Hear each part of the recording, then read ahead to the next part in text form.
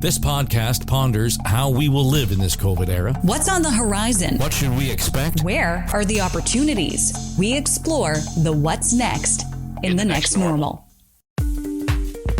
Lisa Taylor, president of Challenge Factory. The reason every decision we go to make is so difficult is because it's laden with moral hazard. We can't actually judge what's good and bad. Dave Hardy, president of Hardy Stevenson and Associates. COVID has really pushed us to think about what healthy cities mean. Sarah Thorne, president and CEO at Decision Partners. We've really acknowledged the recognition and the safety and the caring for each other because we've adopted these new behaviors. Ujwal Arkulgud, chief anthropologist and CEO at MotiveBase. And this is not just because of the pandemic, this is because a lot of us have gained new knowledge. Welcome back. I'm Erin Trafford. I'm Dave Trafford. So we had a really interesting conversation in the last episode about technology, about innovation, about fostering creativity. And I don't know about you, but I feel like it went to a place I didn't expect it. We ended up having this really great conversation about what it means to foster creativity and imagination in upcoming generations. And so today we're going to take that and really look at the concept of the social contract. Whose responsibility is it going to be to build a better normal?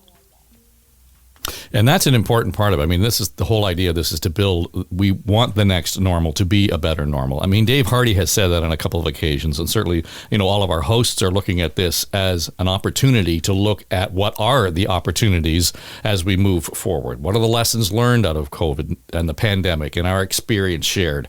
So, yes, in the rearview mirror, all of this is still very cloudy and it's difficult. And we're there, quite frankly, not to put, be rose-colored glasses on it. Some people are going to have a hard time for a number of years. But the point of this conversation is to say, how are we going to make this world better? Not only for those who are suffering now, but to make sure that people don't encounter that kind of suffering when, and this is going to happen again, it happens again, right? So the question of leadership, I think, is really important. And I wonder whether or not the leaders pre-pandemic are going to be the same leaders who are equipped to help and lead us and provide us with vision post-pandemic. Because I don't think the same skills come into play. And I think that's what our hosts get into in today's conversation, is that fundamentally what it means to lead has a new meaning now. And as a result of that, if we want to really tie this all together, that means that we are going to be looking to people with different characteristics who have developed new skills, who are taking new perspectives, who are challenging the status quo and taking risks in new ways. So we're going to be led off in this conversation by Ujwal Arkulgud, and he gets into it by talking about the changing nature of specifically the American social contract and what we can learn from that and how it really kind of sheds light on where things might be going in terms of our expectations of leadership. In the last 12 months, we've been invited by more than 45 large corporations in the United States to come and talk about the changing nature of the American social contract. And one of the reasons why these leaders, C-suite, senior leaders, are calling us to have this conversation is because they're asking questions that traditionally have just never been asked.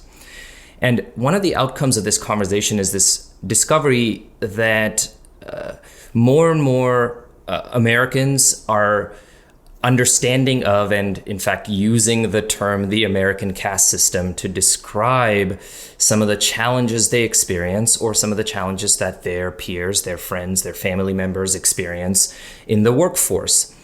And I wanted to set the tone by just explaining what the American caste system really means, not from an academic standpoint, but really means to people, to the average American that's learning about this and talking about this. It's really about the ability for all types of workers to have the forum to advocate for themselves, to have the same privileges that others might have, to be able to stand up, raise their hands and say, no, I will not do this, or no, I need better, or here's what I need in order to do my job better. And there's an increased recognition of the fact that there's a huge divide in the sense that there's only a small portion of the worker population of the economy that has that privilege. The rest don't. And that extends to all kinds of privileges, whether it's healthcare, pension, paid time off, a safe work environment, being not characterized or stratified based on your ethnicity or your background or your accent or whatever else it might be. So that's what I wanted to set the tone with. But again, this is a positive shift because these questions are being asked, and that tells us that this is headed in the right direction. Yeah, I guess, Lisa, when we look at this from your lens in terms of the future of work, we're talking about essentially the ability or an environment that allows for fairly unvarnished conversations without offense. Yes, and there's models, it all really comes down to trust. Everything at the end of the day comes down to, can we trust the people that are around us to be able to have those conversations? Can we trust that they're going to understand our point of view? And if we have trust, then we can get to tougher questions that lead to conflict. We can demand the debate. We can start to have some of those harder conversations. But at the beginning, it all starts with trust. And this section started by talking about, you posed a question about the social contract and social responsibility and relationships between employer and employee. I think that there's been a lot that's happened over the last number of years where trust has become a little shaky between those parties. And I think solutions that try to jump into how do we solve for X, how do we engage our employees? Engagement surveys are done, widespread. Really at the foundation of it is, do they trust us? And there's a foundational relationship piece there that really needs to be examined, and then take a look at what are all of the employment structures that we have in place? Are they still up to date? Are they necessary? Who's being left behind? But at the end of the day, if you don't trust who you're working with and who you're working for, these hard conversations will never happen.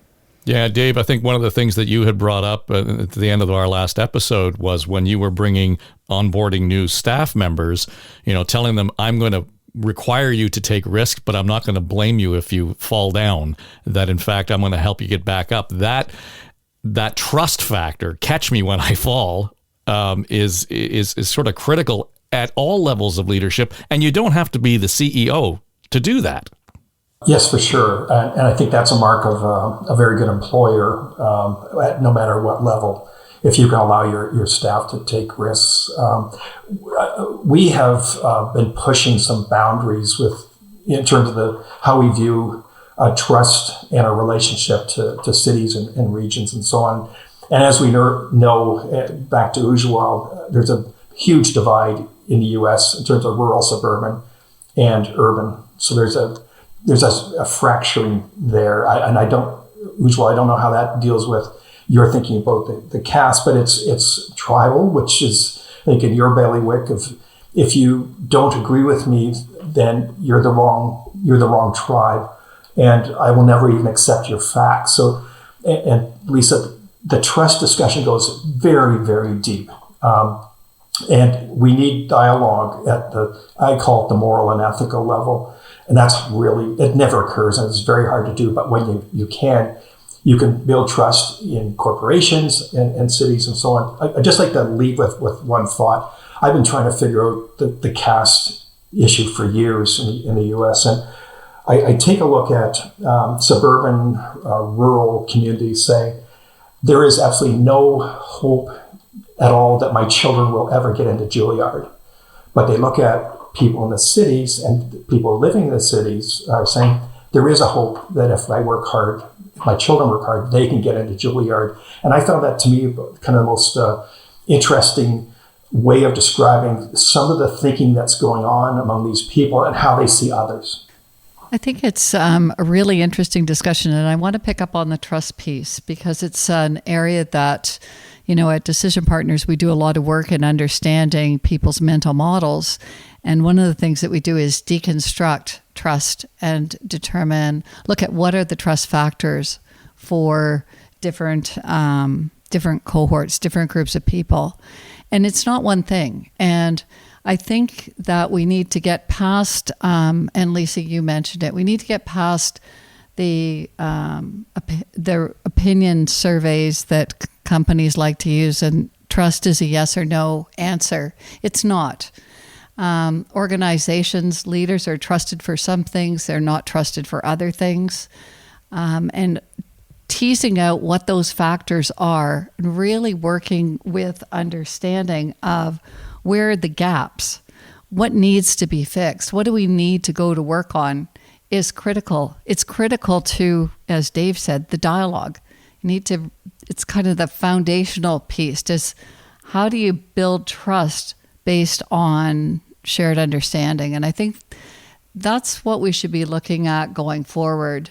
Because trust is foundational. That's how you get people to work together productively, happily, and as Ujwal said, joyfully. And I would love to pick up on something you said, Sarah, because, one of the things we analyze a lot is the meanings around trust. And one of the things we find is it's a package deal. You can't just build trust by just having great management or a great boss. For example, it also is determined, and if you put this in the context of a large company, it's determined by the practices of that company. For example, employment practices, whether it's paid sick leave time, whether it's benefits, all of that stuff. But it also relates to how the organization sees its role in society. So for example, is the organization actively involved in politics? Is it involved in lobbying? What kinds of issues does it take a stand on? All of this also plays a role in building trust. So you may trust a person you work with, but it still doesn't give you the ability to trust the organization you work for unless all the pieces of the puzzle fall into place. And I think that's the part that we're trying to really bring forward with these senior leaders in these organizations. We talked in the last episode about skills, and we talked a little bit about, in the past couple of episodes actually, about skill development. And I think, Ujwal, what you just highlighted is a particular skill that leaders need to have at this moment in time. And I think it's because the relationship between organizations and employees is shifting. And as we look at the future, we're not moving on a set path, and organizations are not behaving the way that they used to. And employees are not behaving the way that they used to. And as we get to this stage of unpredictability, it gives us an opportunity to shape what we want for the future, but it requires us to have different types of leadership skills. You mentioned, Ujwal, that it's, the pieces of the puzzle falling into place. And one of the analogies that we use in our trust-based leadership work and in all of the work when we're imagining what the future would be is to make sure that everyone's really clear. A puzzle is something where there's a picture on the box, we know what we're building, you put in place the edge pieces first, and then you fill it in with the pieces, and you have all the pieces you need in order to complete the picture. That is not the situation that we are in.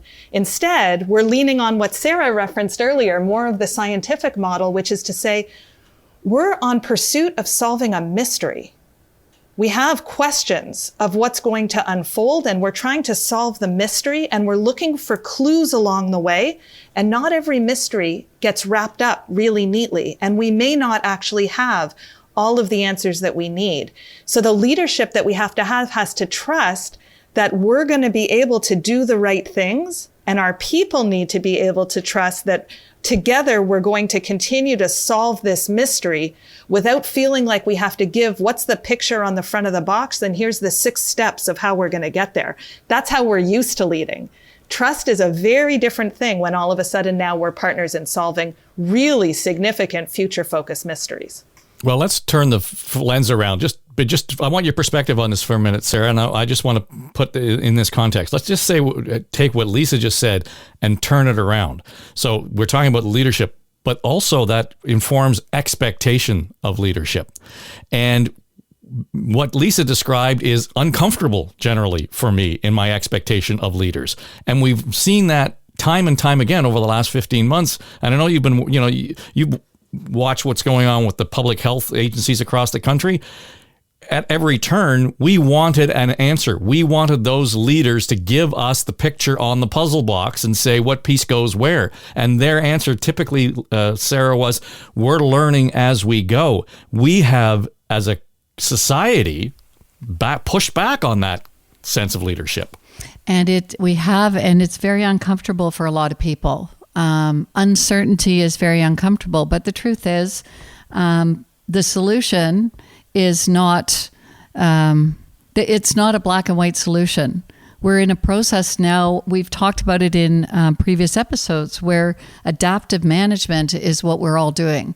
The Public Health Agency of Canada and the provincial agencies of public health have all been learning. The scientific process has been evolving as we've learned about the pandemic, we've learned about the vaccinations, we've learned how the vaccines work. We continue to learn. So I think that continuous learning's got to be the key skill. We're coming back to our discussion about skills, and we all have to be prepared for this ongoing adaptation. It's a journey. It's not a destination. I want to pick up on that and go back to what you just positioned in terms of how we've reacted when leadership has been more about the mystery and less about the puzzle box. You're right. We really have railed against it. And because there wasn't a translation down to the individual level of, so what do you want me to do? We tried to solve the problem and continued to ask for more data and information. And we focused on the wrong things. So for example, we focused on, well, what's the date? Tell me the date that the vaccine is going to arrive on our shores. Tell me the date that my small business is going to be able to reopen. And instead of reorienting all of that energy and thinking so that people were focused on, let's leave that as a clue, as part of the mystery. You don't have the answer yet of the date. But if that date were today, what would you do? How would it change your behavior? What do you need to have prepared before the date actually gets here? If we had focused on being recovery ready and being ready in advance of some of these big pieces of data that we thought were this missing puzzle piece, once we know the date, then the whole picture will become clear. We would have been in a much better situation and position. And that's the shift of learning how to navigate mysteries versus waiting to get the piece of the puzzle to put it into the spot and then stand back and say, look, I created the picture. I totally agree. I think in my world of risk and decision making, there's basically three questions: the what, so what, and now what. And we focus so much on the what, like what's the date? Just tell me the date, then I'll know for sure what we're doing next. But we haven't focused on the variables. We haven't focused on the, so what does that mean? And now what do we need to do today? And now what do we need to do? What do we need to plan for in the future? And I think if we could get people to think more broadly and in terms of our leaders, not focus so much on communicating the absolutes, the whats, but get people thinking about the so what and the now what, we'd be a lot further ahead. I'm constantly trying to get people to trust that something's going to happen 25 years from now. And that's a hard communications piece. So I share and tell with my spokespeople, politicians, corporate leaders, I said, there are two things you want to get across about trust. First, the public trusts your values.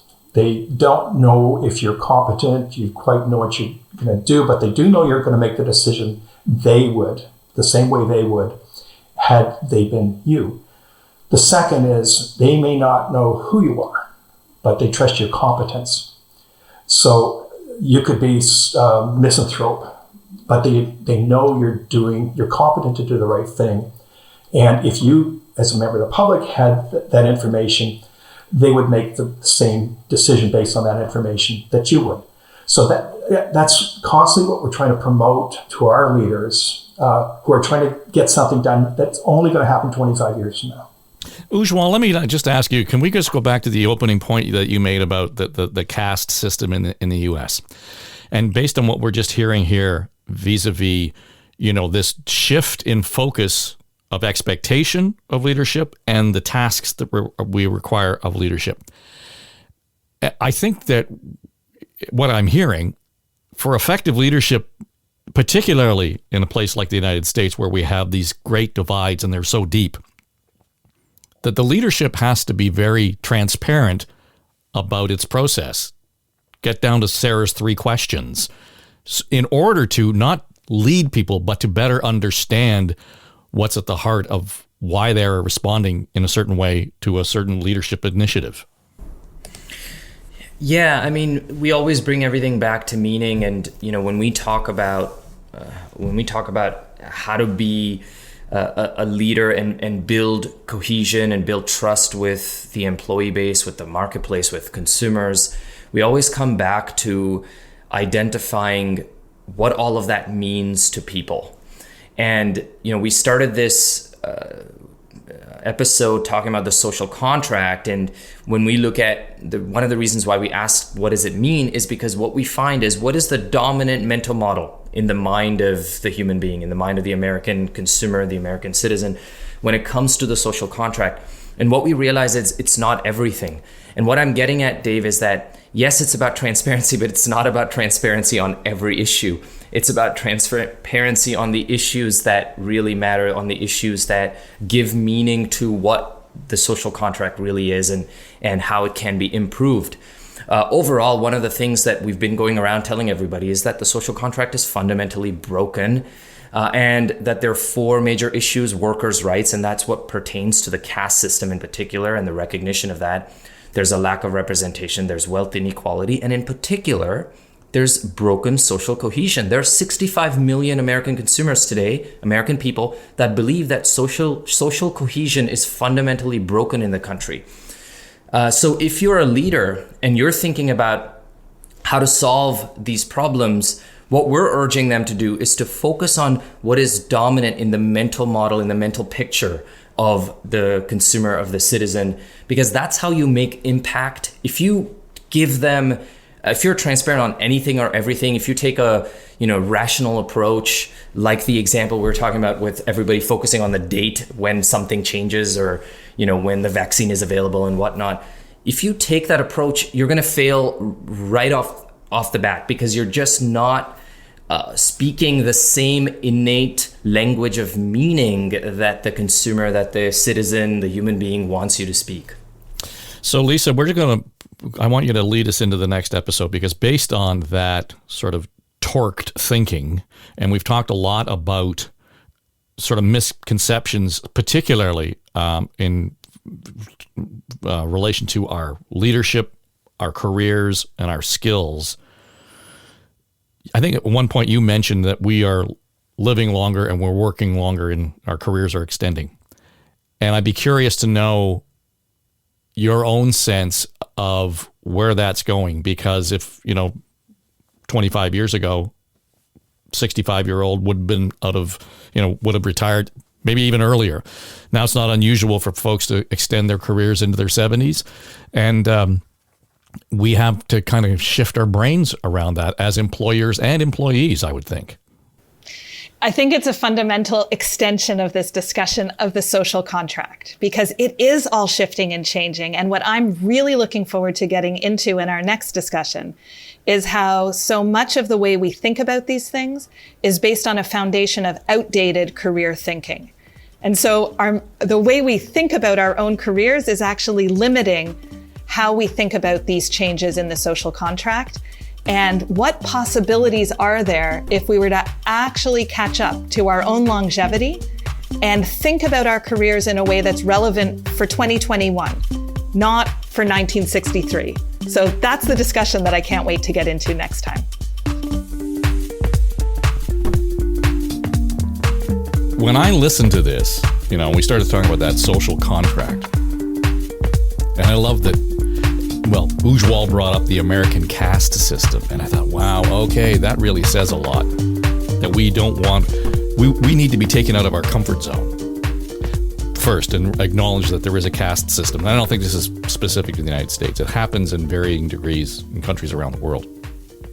But the idea that we all are in a place where we look at people who live in our own community as other is a bit of a challenge to start with. But when we get into leadership, what's clear based on this conversation is that we as individuals have a responsibility to take a leadership role. And the hardest part of that is going to be to acknowledge someone else's challenges. Why is it that they feel the way they do? Don't tell them that they shouldn't feel like that. And you know what, Aaron, we're heading into a political cycle again here in Canada. I guarantee you that is going to be the language where they feel like this. You shouldn't feel the way they feel. You should feel the way I feel. And that's going to be the political narrative, no matter what political stripe. It's completely contrary to the model of leadership we just heard expressed in this episode. Yes. And for me, what stood out the most is really this theme that has been reinforced as we've gone through these conversations, is that the problem that really has been highlighted is in every facet, we have siloed our decision making. And the pandemic forced us to admit that. We have been thinking about people and solutions in little boxes and not, I hate to use this phrase, holistically, but not holistically. We have been looking at people who are 65 plus as unemployable. Not true. The pandemic proved that is not true. We have been looking at people who are living in long-term care as a segment of society that just, needs help and needs to convalesce. Not true. They need a different system. We saw the way that kind of thinking played out in real time as the pandemic took hold. We have been thinking about our young people as people who just need to check boxes in terms of their education. Not true. What we've seen throughout these conversations is that our young people are the ones who are going to challenge the norms, and we need to start creating systems that allow them to do that in a way that's, going to uplift them and allow us all to follow their lead. So I think what we're really getting to now is a conversation about, let's bring it back down to ground level. What does this mean for our workforce? If our population is aging, if we've learned anything from the pandemic, how do we start to break these molds in a way that allows us to leverage the true creativity and innovation that is within our population already and get rid of some of these barriers that we had put up for no reason? It can't be institutional, though. This is really now, we got back to that social contract. It's my contract. It's your contract. This is an individual effort that each of us has to be aware of and make. And I'm not telling you it's going to be easy. Taking us out of the comfort zone, that might be the hardest thing that we all have to deal with over the next 10 years to make sure that we make the next normal a better normal. The Next Normal is sponsored by Challenge Factory, shaping the future of work. By Decision Partners. Our world is a better place when we make better decisions. By Motive Base, decoding implicit meaning behind what people talk about. And by Hardy Stevenson and Associates, planning the cities of the future. Comments, questions, or ideas for our hosts? Feel free to drop us an email at hello@storystudionetwork.com. This series is produced for the Story Studio Network by Eye Contact Productions.